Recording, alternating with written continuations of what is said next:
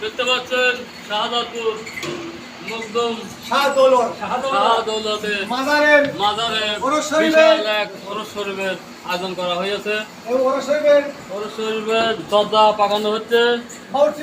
বাবুর্চি মোহাম্মদ সেই সুপরিচিত মোহাম্মদ আবুল হাশেম মুন্সি, আপনি দেখতে পাচ্ছেন, জানেন আপনারা একভাবে চেনেন, শাহাদাতপুর পৌরসভার বাবুর্চি হিসাবে পরিচিত। এখানে 10,000 লোকের